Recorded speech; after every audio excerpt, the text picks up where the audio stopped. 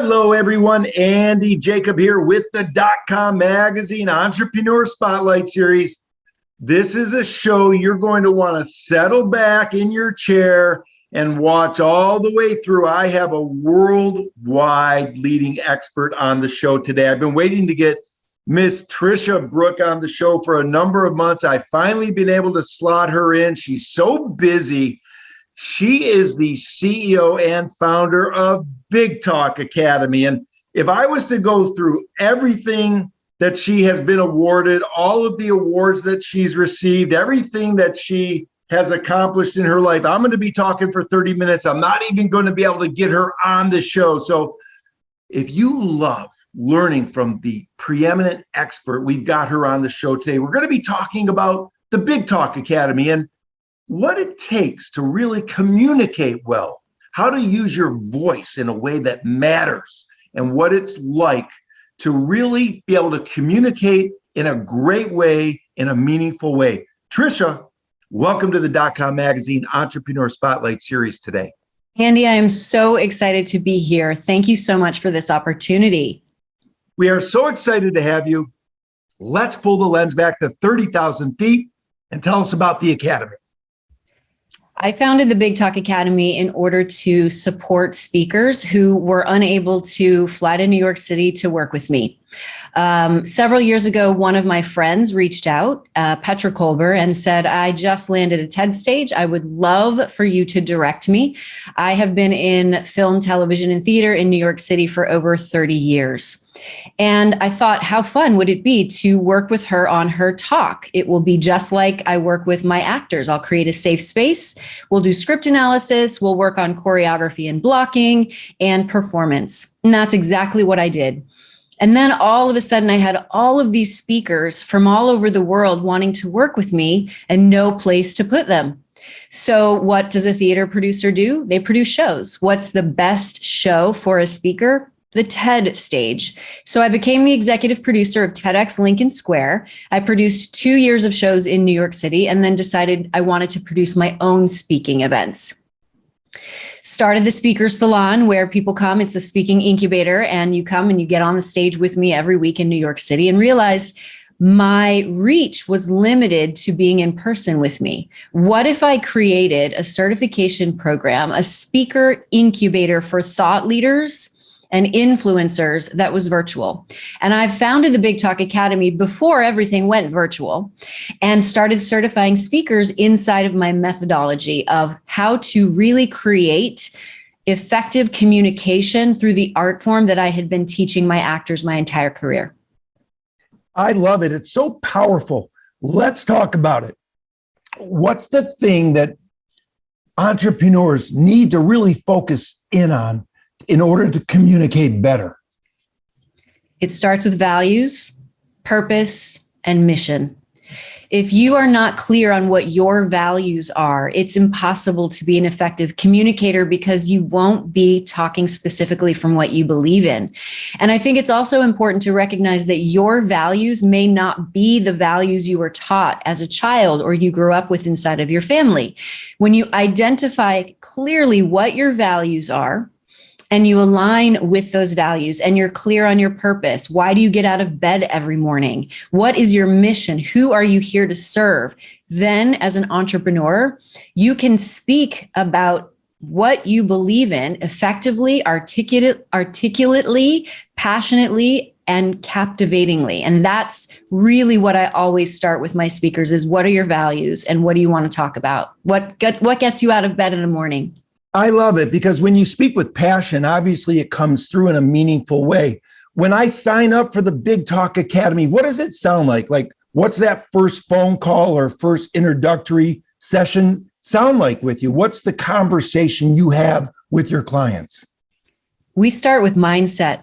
We start with getting our minds aligned. If you have fear, if you have self-doubt, if you have imposter syndrome, it's going to get in the way of you sharing your very important message and your powerful story with the world. The first week of the Academy is all about hypnotherapy mindset exercises. And that means understanding self-love. It means understanding confidence. It means understanding a love of public speaking.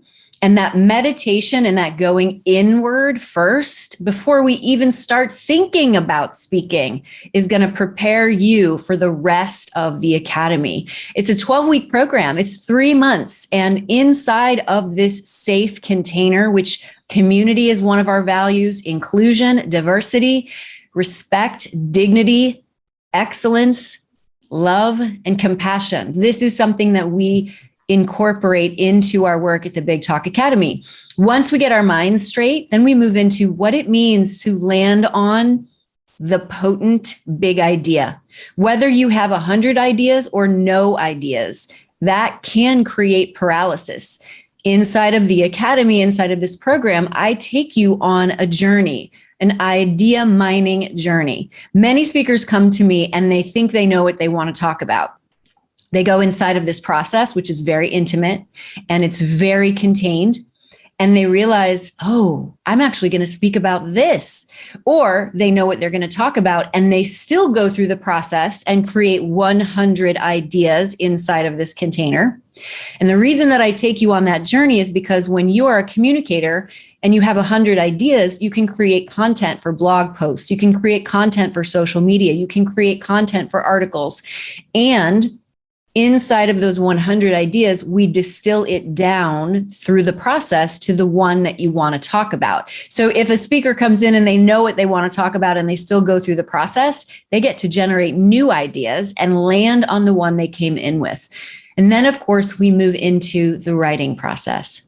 If you're unable to write, if you are scared of writing, if you don't believe that you can write, that's all going to change inside of the Big Talk Academy because you are accountable to each other as a community, to me, because I am your mentor, and you're going to generate content that is not perfect. It is about creation, exploration, imagination. And once you generate all of that content in the 2 weeks that I give you and the 2 weeks that I support you and guide you, then we move into crafting the actual talk.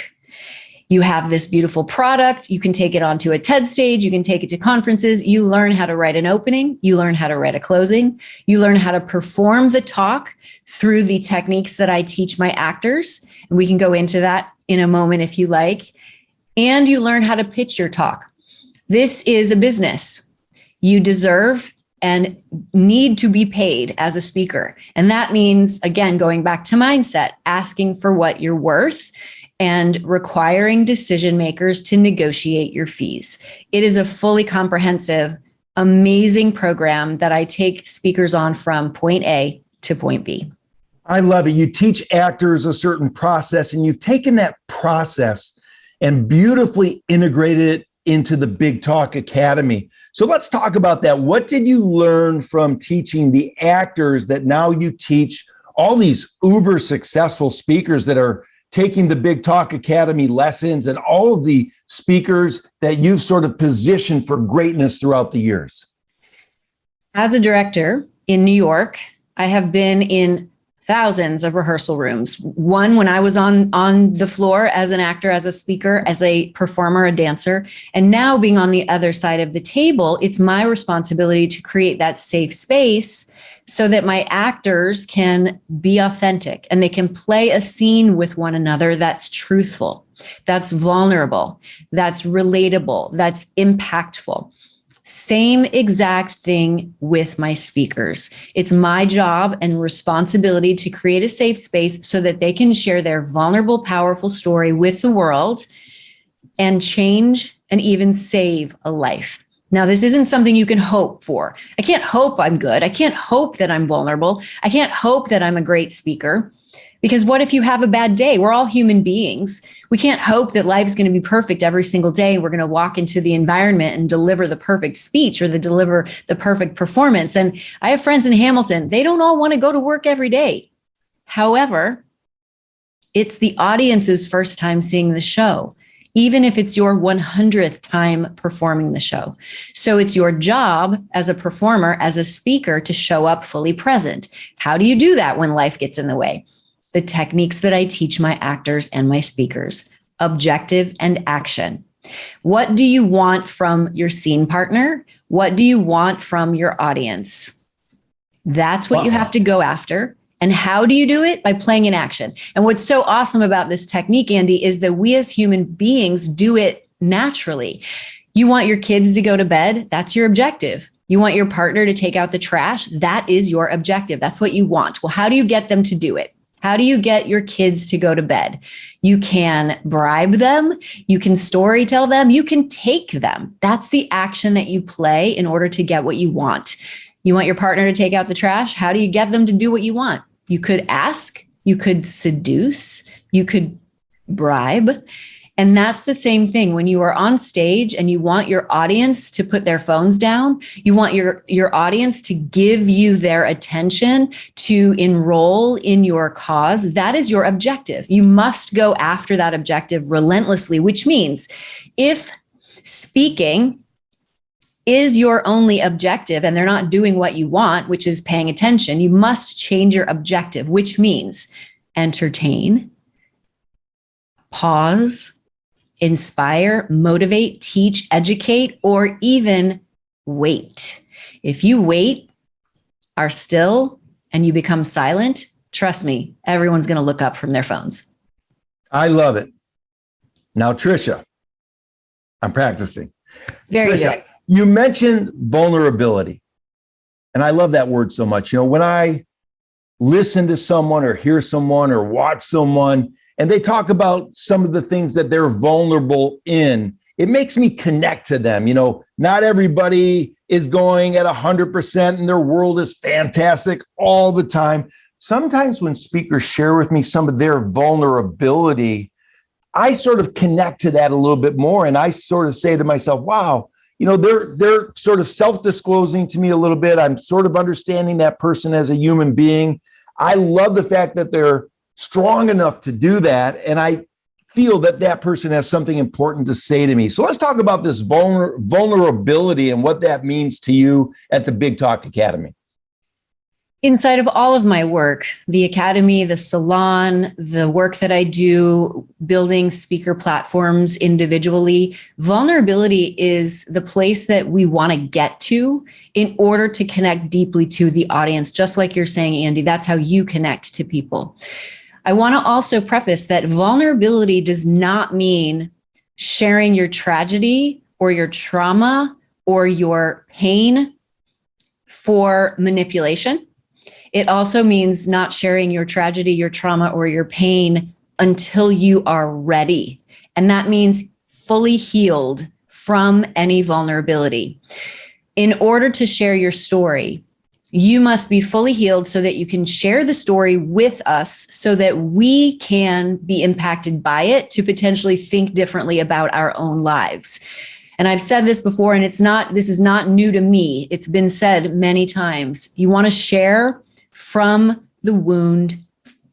You want to share from the scar, not the wound. It's really important that you are healed. Now, if you think about sharing a story from the stage, if you become emotional, let's say you cry, you're robbing the audience from having their feelings. That is why I do not let my speakers cry on stage. They can cry during the process of rehearsal. It's emotional sometimes sharing your powerful message and your story. But if you cry on stage, your emotional experience is robbing the audience of having theirs.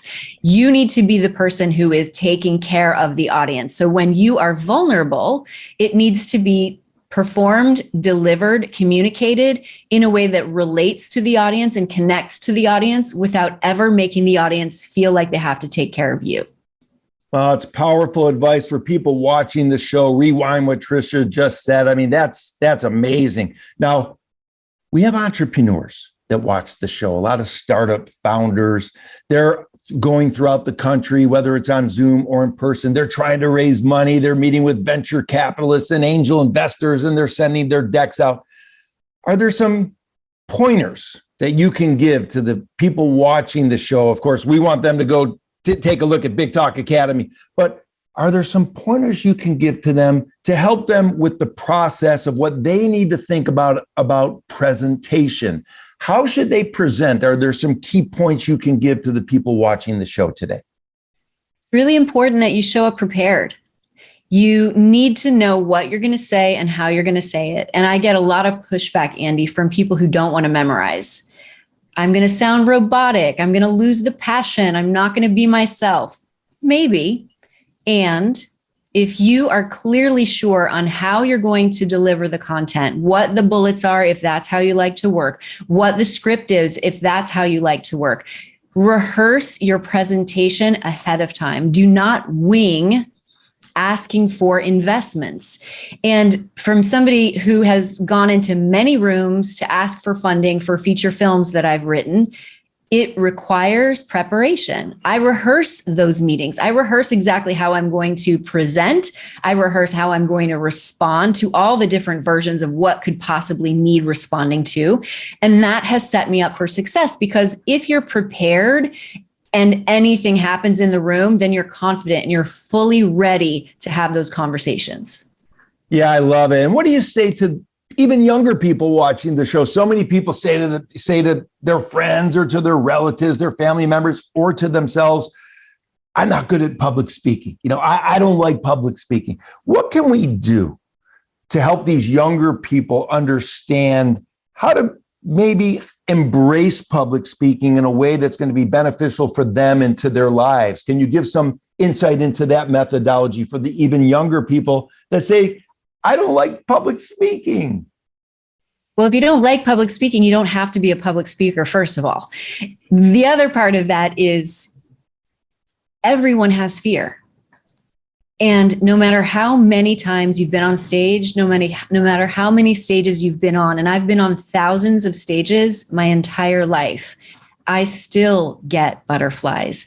My body still betrays me. And that's something that you have to get comfortable with. Your body will physiologically betray you when you get on stage in front of people and you are on stage by yourself, especially, which means, again, going back to rehearsal, putting yourself in a position of mild stress first, so that you can teach your body that A, you can talk and still have sweaty palms. They can coexist.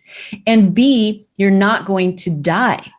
And you literally need to train your body to realize that the experience of nerves and being on stage in front of somebody speaking and being naked, literally and figuratively, will be able to coexist with the fear. And really remembering that it's not about you. It's about your audience. And when you get up every morning and you know that you have to share your story in order to touch that one person, that fear can take a back seat, because ultimately it is about the audience. And if you are constantly worried about what people think, what if I'm bad? What if I fall? What if I stutter? What if I can't remember? What if I, it's all about you.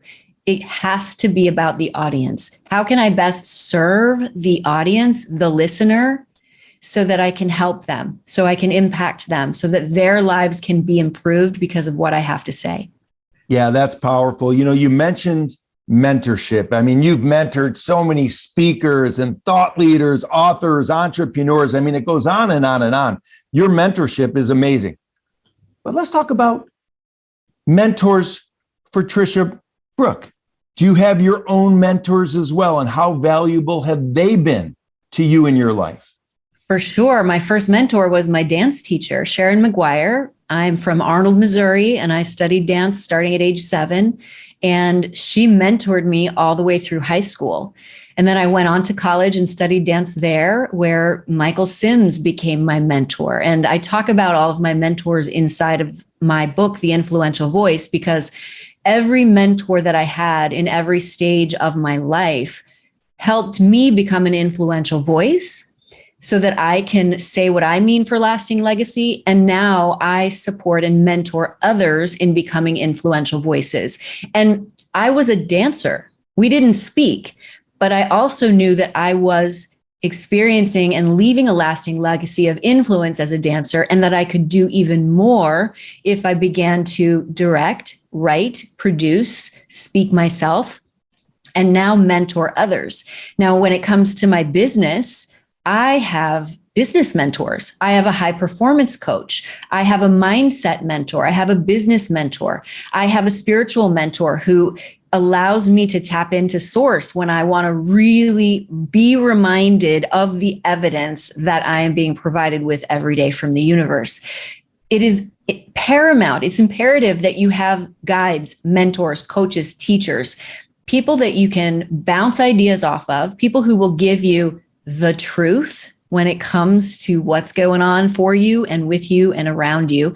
And that's why I absolutely love being able to mentor the groups inside of the Big Talk Academy. I also mentor the groups, the smaller groups inside of the Speaker Salon, and of course, my one-on-one clients. And I also mentor young girls. Every Wednesday, I meet with a young girl. She's 13, and we talk, and then I read to her. And we read together, and I mentor her in that way. So it's really important to me that I leave a lasting legacy. I made a decision to not have children. That was something that I was very clear on from a very young age. I did not want to have children.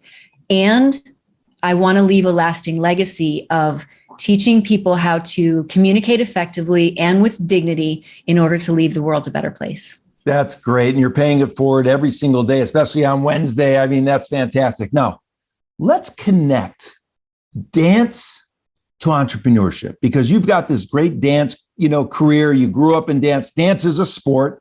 What did you learn from your dancing career that you brought over into entrepreneurship about, showing up on time and performing and, the hard work necessary to be a world-class dancer? What did you learn from your dance experience that you've brought into entrepreneurship? Oh my goodness. Discipline, grit, drive, determination, consistency. I am willing literally to fall down on stage and get back up, because it has happened more than once. Being a dancer taught me how to be flexible, not only physically, but emotionally. It taught me that no means not yet. I had no said to me a gazillion times. Every audition you go to, you hear no before you hear yes. And for me, building a company, building a 7-figure business was directly related to how I showed up in the world as a dancer. I don't take things personally when I hear no. I move on. I understand the commitment, the repetitions, the pliés that I put into my dance career are the exact same pliés and repetition I put into building a team. I'm relentless when it comes to winning. My success level is always being elevated, and my ceiling keeps getting bigger. My ground keeps getting higher. I keep going up and creating all of this new height for myself. So being a dancer was everything when it comes to being a successful entrepreneur. I love it. And of course, you said no means not yet. I love that. That maybe is going to be the name of your new best-selling book, I think. That's fantastic. Let's bounce back just for a moment to the TED Talks. Everybody says to themselves, I've got an idea. I want to get on TED. I think it's going to be a great platform for me and for my brand and for my business. And I have this great story. And when you hear the story sometimes, it's not really formulated as well as it should be. It's not really engaging. It doesn't attract the attention. It doesn't get an emotional response from the listener. Let's talk about how Big Talk Academy can help those people, those entrepreneurs that are right on the cusp. They're saying to themselves, I've got a great story, but I'm not 100% sure I'm really ready to get on that big stage. I need someone to help me sort of put it together in a meaningful way. How does Big Talk Academy help those entrepreneurs that have the story, want to get on the stage, but don't know how to get there? Inside of the program, you are taken on the journey step by step of how to craft the idea inside of your story so that it is in service of the audience. And those are the group calls. You get to bounce off ideas off of me inside of those group calls every 2 weeks. And the other part is that the community is there. So if you share an idea or your story inside of the group and everyone goes, it's going to land. If you're getting crickets, it's not going to land. So you literally get to bounce your ideas off in real time. The other part of the process is teaching you what organizers are looking for and how to speak the language. Chris Anderson's book is the Bible when it comes to TED. He is the man who crafted the language that is TED, and it's very specific. It is an idea, not an issue. It's a gift, not an ask, and it is about getting the audience to think like you or to adopt your idea as their own after you share the information. So the art form of TED is very specific. And when I was the executive producer of TEDxLincolnSquare, I worked inside of those parameters. And now I support speakers to get on other TED stages by working inside of that parameter, which is the idea worth spreading. Sharing a personal story is not an idea worth spreading. It could potentially lead you to the idea worth spreading. It could get us to pay attention until you share with us what your idea worth spreading is. And I'll give you an example. One of my speakers, she's a relationship coach, and she helps people who are in relationship, who want to be in relationship, whether it's with a partner or whether it's with a leadership position and a company. And she's also an underwater photographer and a diver. She's also an advocate. And during one of our calls, she was sharing a personal story about diving in Mexico and all of this sea life that happened to be gender fluid. And I said, Marie Elizabeth, your idea is how sea life can teach us about gender fluidity. Both of our minds were blown. That's an idea worth spreading. It has nothing to do with her business. It's not a relationship idea, but it has everything to do with who she is, what she cares about, and it will organically drive traffic to her business because it's a big idea. And this is the importance of big ideas. Someone is going to see this TED Talk who needs to have a conversation with their parents and who is afraid to have a conversation with their parents about their gender. They can send this talk, how sea life teaches us about gender fluidity, to their family and start the conversation. That's why speaking and sharing your message is so important. Yeah, that's so powerful. I love it so much. Tricia, behind you on the chalkboard, you have something that says, of course, big love. And I love that so much. And even in some of our email correspondences, you ended it with big love. Let's talk about that because that's fascinating. That seems to be sort of the spiritual, cosmic position of you and your brand. Where did that come from? Where did that big love idea come from? This encompassing, embracing big love idea come from in your life? Did it start as a young girl? Did it develop as you got older? Where did this amazing sort of philosophy of business and life come from for you? Philosophy of business and life is be nice to people, be kind to people, do what's right, have integrity, and do what's right. My company is called The Big Talk. My production company is called The Big Talk Productions. That's how I produce my documentaries. And I started signing off in my community by saying, thank you, everybody. It's just been so amazing to have this call. Mwah, big love, everybody. And it became part of my philosophy and my brand because as human beings, we're all flawed. As human beings, life is not easy. And if we can constantly come back to love and remind ourselves that we are all connected and that even with differing opinions, if we can have respect for one another and always come back to love and move further away from hate, it's going to make a difference. The ripple effect will happen. And that's why big love has become part of my brand. I love it. And I know I'm keeping you a little bit over, and pardon me for indulging myself with your time, but I just have one more question I want to talk to you about because we have a lot of younger entrepreneurs that are watching the show and they're in business and they are in their journey, and sometimes they hit a roadblock. Sometimes they hit a pothole in the road. Sometimes they hit a wall. They freeze in the frame. They don't know what to do.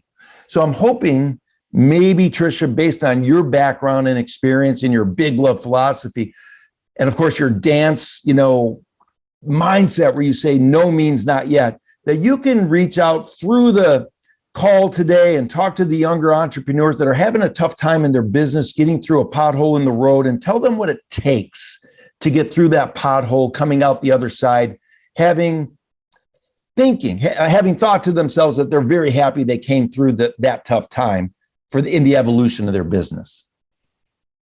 What I try to do is detach from what's happening emotionally. It's not right. It's not wrong. It's not good. It's not bad. It's simply fact. And when I was building my team and hiring people who were not stepping up the way I wanted them to, or hiring people who were selling me one thing and couldn't deliver on what they sold me for, it was never about they were wrong or I made a mistake. It was simply, this is no longer working. Keep the story moving.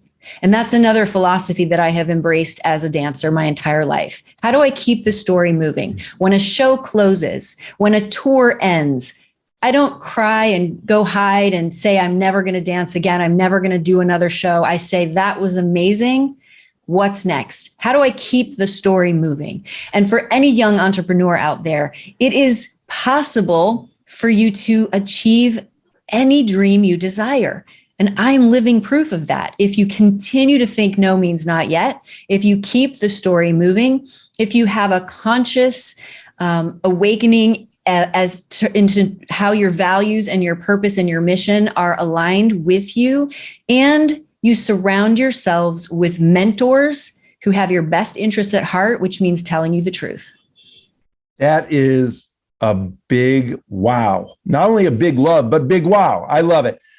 I'm going to bring you back on the show and unpack so many more things when we have more time. I mean, you're also known throughout the years as developing a great team. You believe in the team. We want to get into all that with you at another time. And I know that the team is so important to you, and to surround yourself with these powerful people that also have this enlightened mindset, this big love mindset, this mindset where, yes, the world can be a dark place, but if we all work together, we can bring a lot of light into this dark world and really engulf the entire world with light. And I love that so much. This has been a great interview, Tricia. I mean, big love to you, like you used to sign off and still do. And I guess you go like this as well. Your voice matters. The Big Talk Academy is doing so many great things. Congratulations on your mentorship on Wednesdays. I know you're going to continue to build on that and grow that part of your pay it forward philosophy as well. This has been an amazing time with you, Tricia. Thank you so much